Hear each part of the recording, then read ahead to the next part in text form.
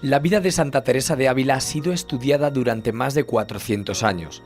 A pesar de ello, aún hay muchas preguntas por resolver sobre la vida de la doctora de la Iglesia, sobre todo cuando se habla de su infancia. Un equipo multidisciplinar de la Universidad Católica de Ávila ha trabajado durante más de 5 años en el solar que ocupó la familia de Teresa de Cepeda y Ahumada, en busca de esas respuestas. Vimos que este lugar guardaba noticias, podríamos decir, desconocidas, sin duda, sin duda. Aquí tuvo que vivir Santa Teresa grandes periodos de la infancia. Posiblemente esta parte es la más antigua, que dicen además los vecinos del lugar, posiblemente de los abuelos de Santa Teresa. Conservar aquellos paramentos interiores que han logrado sobrevivir a ese posible palomar original. Hasta sus 12 años vivió religiosamente, diríamos, su fe con una intensidad que después va a evolucionar y a madurar lógicamente con su vocación.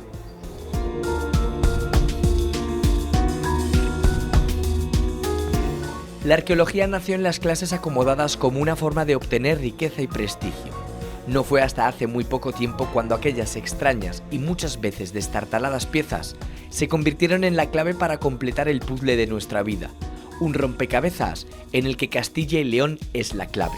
La mayor parte de los datos arqueológicos están ocultos, están enterrados, están debajo de nuestros pies. Desde el punto de vista, por ejemplo, de la madurez teórica y metodológica, acabamos de salir de la adolescencia. La arqueología da historia a los pueblos que no han tenido historia escrita.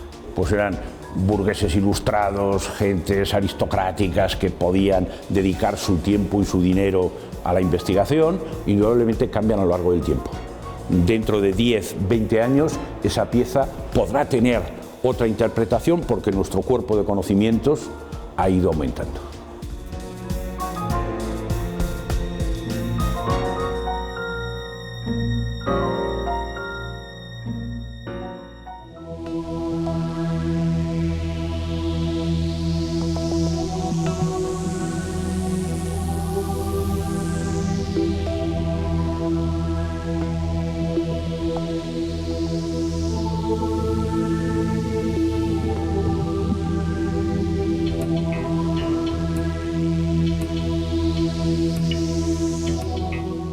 Pocas figuras han existido en la historia de España y en la historia de la humanidad, tan magnéticas como la de Teresa de Cepeda y Ahumada, elevada a los altares 40 años después de su muerte, una de las 3 doctoras de la Iglesia y una de las grandes maestras de la vida espiritual de la cristiandad.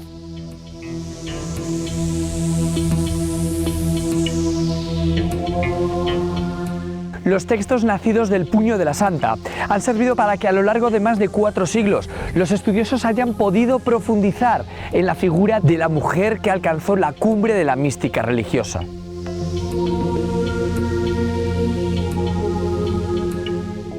Pero tan grande fue su legado que ni siquiera esos más de 400 años han logrado arrojar luz plena a la figura de la santa.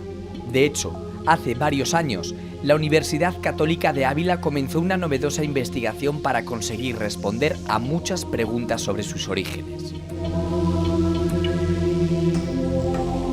María Jesús, ¿por qué la figura de Santa Teresa ejerce esa gran atracción 400 años después? 500 ya, para menos de su nacimiento. Hay figuras en la historia, tanto en la espiritualidad como en la literatura, el pensamiento, etcétera, que sobrepasan el tiempo y el espacio. Y sin duda, una de ellas es Santa Teresa, una figura de carácter universal. ¿Queda margen todavía por encontrar cosas nuevas? Sí, claro que queda margen. Estos personajes recrean continuamente las aportaciones que han presentado en cada lector, puede decirse. ¿Por qué la Universidad Católica de Ávila decide profundizar en este lugar?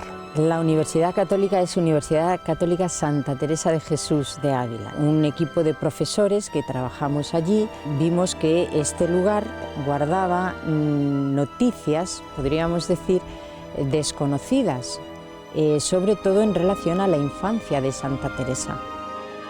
Un lugar que ella visitó, que ella vivió, donde ella jugó, sin duda, pues esto fue un pequeño paraíso en la infancia de Santa Teresa, donde guardaba los recuerdos que luego le sirvieron tanto en sus obras y en su vida, en su pedagogía, en la presentación de sus experiencias interiores. ¿Se ha escrito ya el punto final en este lugar? No, ni mucho menos. Hemos empezado, porque detrás de cada dato hay toda una historia.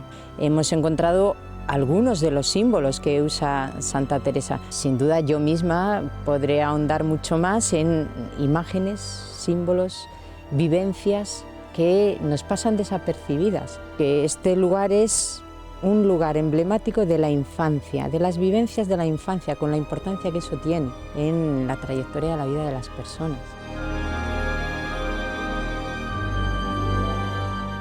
En el corazón de la Moraña abulense, una pequeña localidad reta a la planicie, Gotarrendura y su historia están inevitablemente vinculadas a la figura de Santa Teresa. Según la tradición popular, la santa pasó buena parte de su infancia en este lugar. ¿Pero por qué? ¿Qué atrajo a Santa Teresa y a su familia hasta aquí?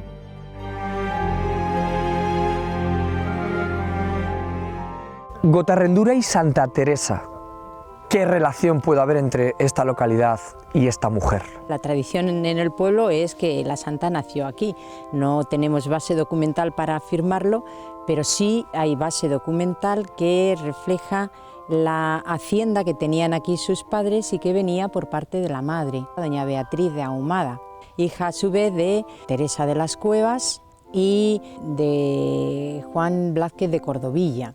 Los padres se casaron aquí, aquí tenían la gran hacienda y bueno, pues la mitad del pueblo era propiedad de los abuelos, de los padres de la santa.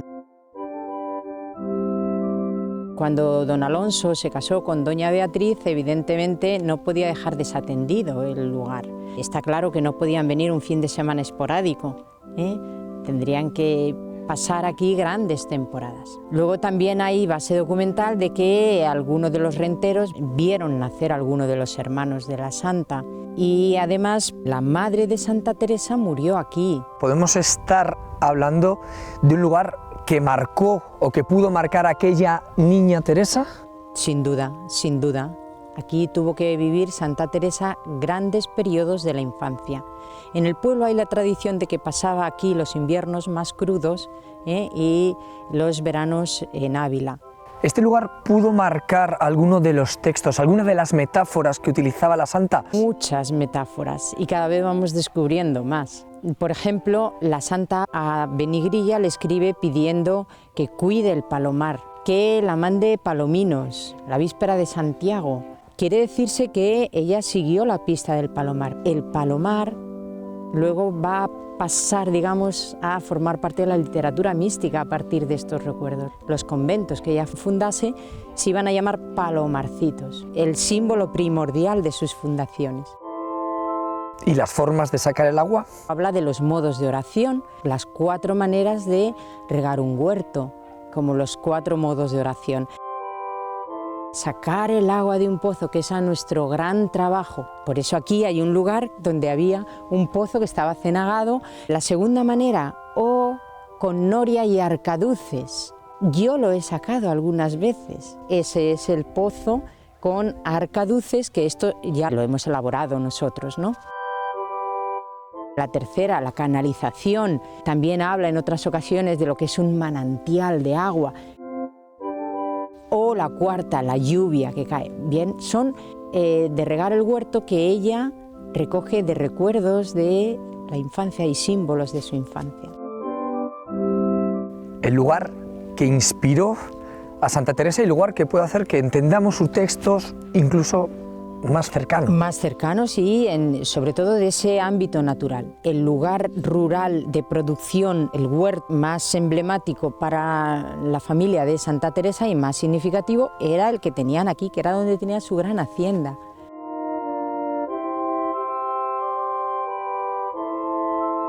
Durante mucho tiempo, la tradición popular se ha encargado de perpetuar la historia de Santa Teresa, su familia y el palomar.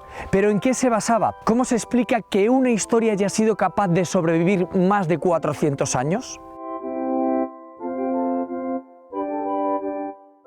En el año 2015, coincidiendo con la conmemoración del 5º centenario del nacimiento de la santa, el equipo de investigación de la Universidad Católica de Ávila presentó los resultados de una investigación de los fondos documentales relacionados con Santa Teresa.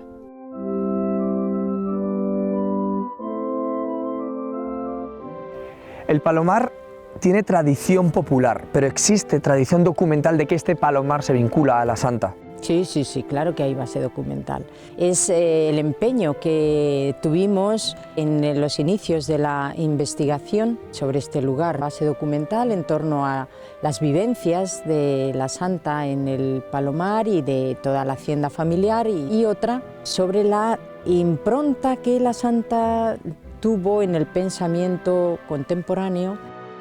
¿Qué base documental? Pues obras, por ejemplo, del padre Fren de la Madre de Dios. Tiene en Tiempo y vida de Santa Teresa un capítulo muy importante sobre el Palomar, sobre la Gotarrendura, sobre la infancia de Santa Teresa, pero pues el Marqués de Peñas de Piedrasalbas, Fidel Fita, bueno, pues son autores que sobre todo sacaron a la luz toda esta base documental que estaba inédita en relación al 4º centenario del nacimiento de Santa Teresa, en 1915.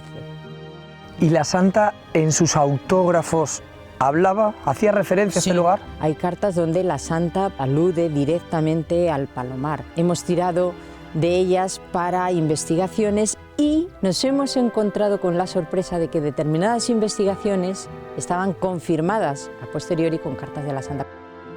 La arqueología encontró que no solamente había restos de una casa en esta finca, sino que había varias casas. A base documental encontramos que la santa habla de las casas, en plural, de Gotarrendura, aún no se han vendido, cuando escribe a su hermano Lorenzo de la situación de la hacienda familiar. ¿El Palomar es un lugar primario o es un lugar secundario dentro de la vida de la santa?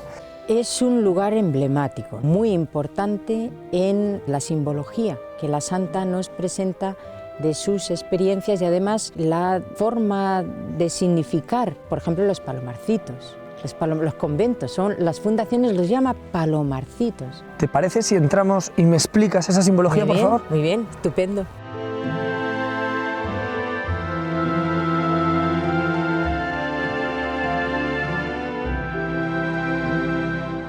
Me has hablado de la simbología del Palomar. Ella habla de los palomarcitos para referirse a sus fundaciones, a la gran obra que ella inició en la reforma del Carmelo teresiano, ¿no?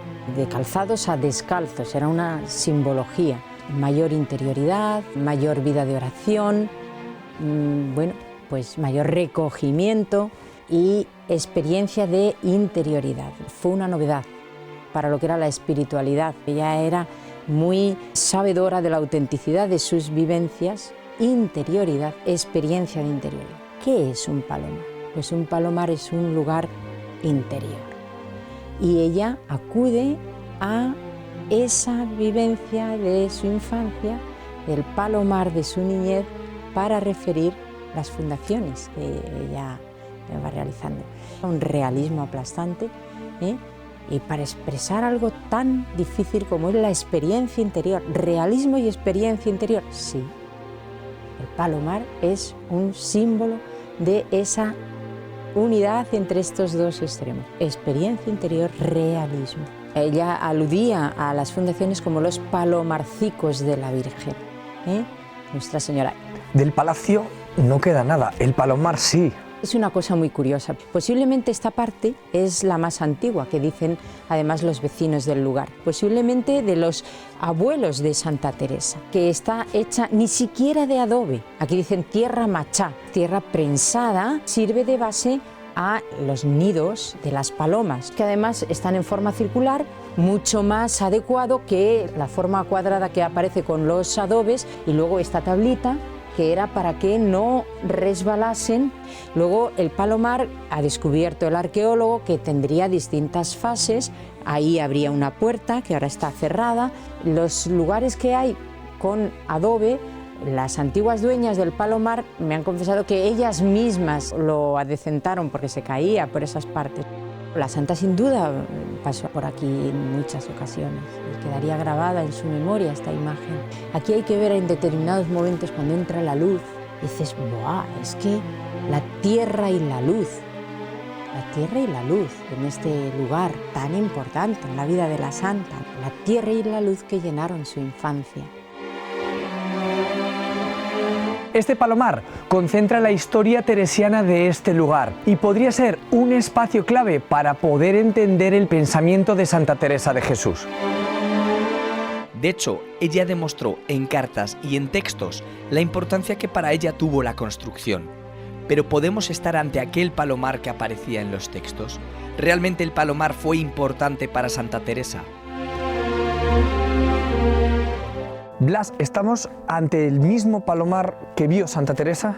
El paso del tiempo, con distintos periodos de abandono del mismo, con la consiguiente ruina que sufría en esos momentos, han hecho mucha mella en este edificio, incidiendo en un aspecto muy importante, en los materiales empleados en su construcción, tapial y adobes. Tan solo se utilizan materiales menos perecederos, de cimentaciones. ¿Era así de grande? Bueno, el original lo hemos podido documentar a través de la intervención arqueológica. Actualmente tenemos un palomar de planta rectangular, con una cubierta a doble vertiente, los paramentos con nidales a ambos lados y el resto de la fábrica es de tapial.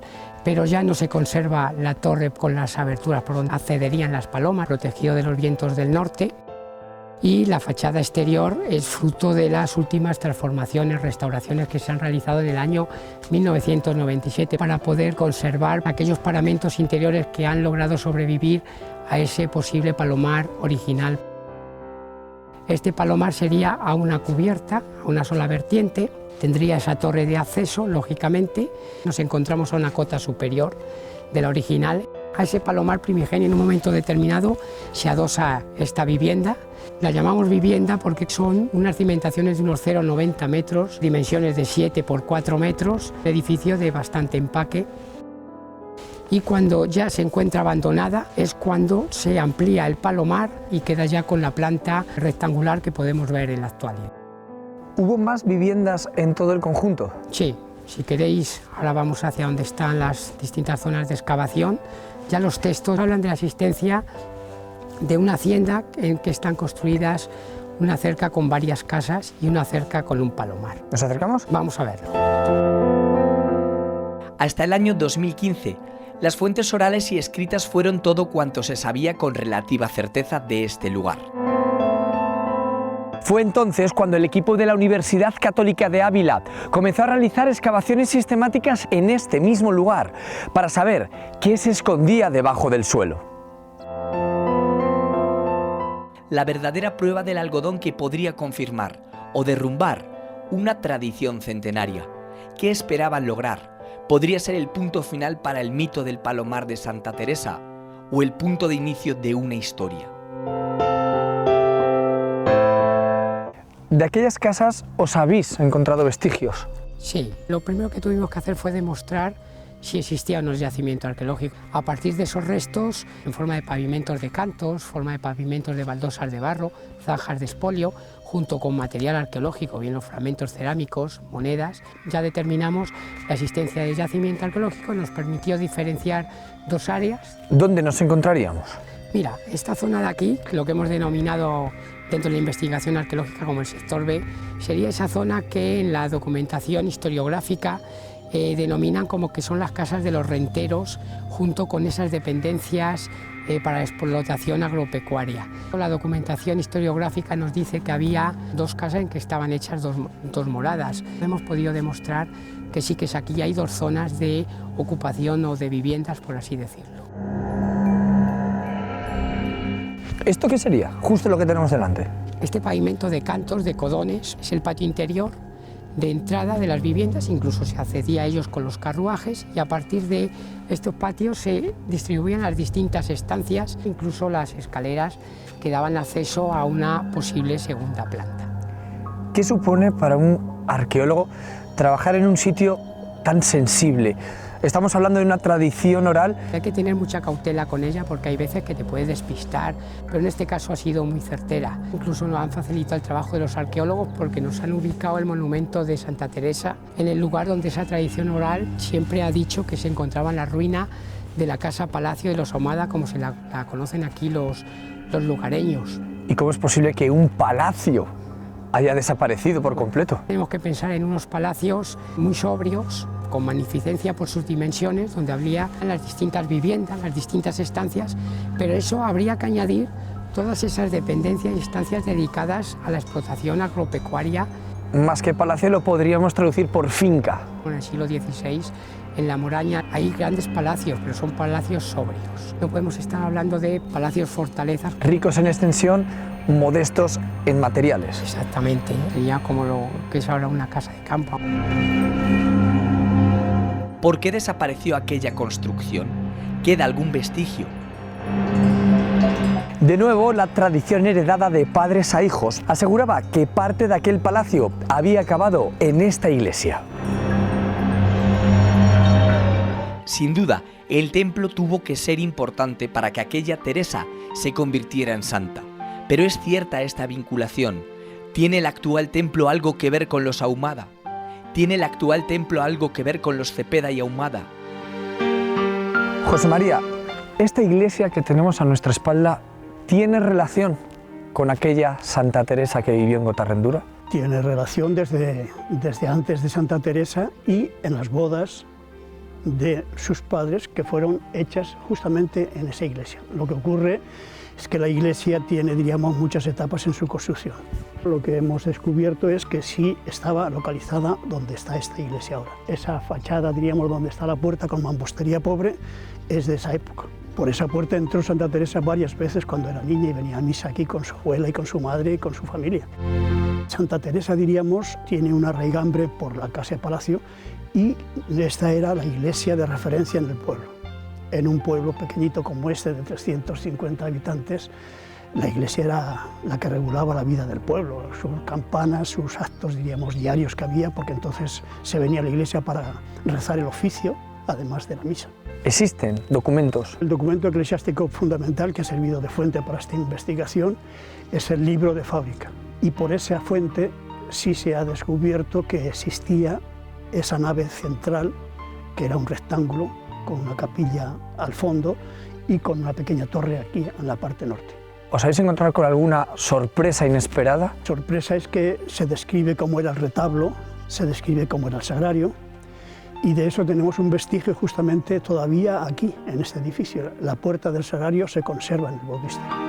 Otro descubrimiento que hemos podido constatar, que aquí había una hermana de Santa Teresa enterrada. Ningún historiador la cita en ninguna investigación, porque el libro de fábrica estaba prácticamente desconocido para los historiadores, y ahora, con motivo de esta investigación, pues ahí aparece que el padre de Santa Teresa, don Alonso, compra una sepultura para su hija en 1528, el año en que muere doña Beatriz, el año en que nace Juana. Parece claro que quien muere, diríamos, es una melliza de Juana, que no llegó a vivir prácticamente porque murió en el parto o muy cercano al parto. Es complicado investigar en sitios tan sensibles relacionados con una santa. Exige una mayor sensibilidad hacia ellos. Sí tiene un sentido casi diríamos, fundamental en la experiencia religiosa que manifestó Santa Teresa. Es decir, la educación de la infancia deja siempre un sedimento de religiosidad. Y eso se creó a base del contacto que Santa Teresa tuvo en un pueblo pequeño, con una vida, diríamos, muy intensa familiar, en esa casona o palacio, y donde vivía su abuela, la única abuela que conoció Santa Teresa en su vida. Y vivió con doña Beatriz, que era muy religiosa también, y tiene unas devociones a santos que existían aquí. Esta iglesia es la iglesia de San Miguel Arcángel, uno de las devociones más intensas que tuvo Santa Teresa, y que heredó de su madre, que también era muy devota de San Miguel Arcángel. Esta iglesia tuvo mucho que ver con las devociones que tenía ella. Además, vino aquí con su abuelo y su madre a misa cantidad de domingos y cantidad de días, hasta sus 12 años. Vivió religiosamente, diríamos, su fe con una intensidad que después va a evolucionar y a madurar, lógicamente, con su vocación.